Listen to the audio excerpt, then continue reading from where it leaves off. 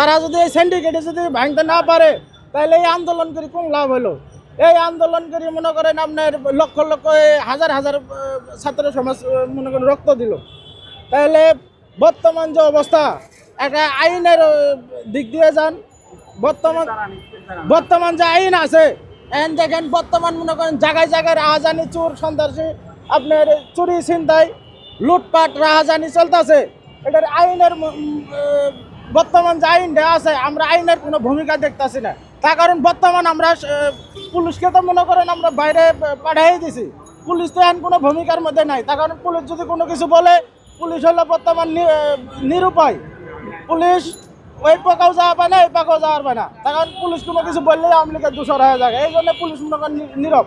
কিন্তু বর্তমান যে সেনাবাহিনী আছে, আমি সেনাবাহিনীকে দৃষ্টি আকর্ষণ করে বলতে চাই, আপনাদের সামনে যে দুর্ঘটনাগুলো ঘটবে নাকছে, কালকে আপনার টেলিভিশনে দেখলাম আপনার এই যে গুলশান, আপনাদের সামনে লুটপাট হয়ে গেল। তাহলে আপনারা কোন পদক্ষেপ নিয়ে পেলেন? দেখেন, এই ছাত্র নামের কিছু কুলান্ডার মনে করেন আজকে বাংলাদেশে অস্থিতি করবে নাকছে, জায়গায় জায়গায় লুটপাট করবে নাকছে, জায়গায় জায়গায় ভাঙচুর করবে নাকছে।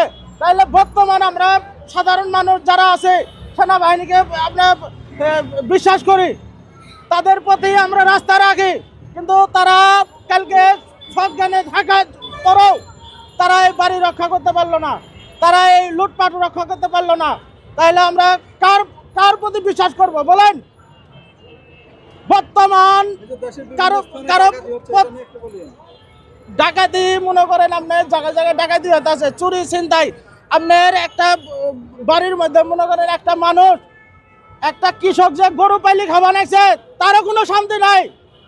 ও চেতন থাকতেই মনে করেন ও সহ মনে করেন গরু টরু সহ নিয়ে যাওয়া নাকছে। তাহলে কোন শান্তিতে আছে বাংলাদেশের মানুষ? দেখেন, বর্তমান বাংলাদেশের মানুষ কোনো দিকে শান্তি নাই।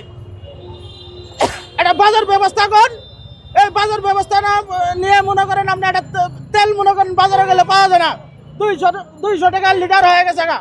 তাহলে কোন লাভটা হলো? দেখেন, সামান্য একটা জিনিস লেবু আপনার 80 টাকা 100 টাকা হালি হয়ে গেছে। তাহলে আপনারা কোন নিয়ন্ত্রণ করে পেলেন? আপনারা এই সংস্কার নামে আপনারা দেশকে ধ্বংস করবে দেখছেন।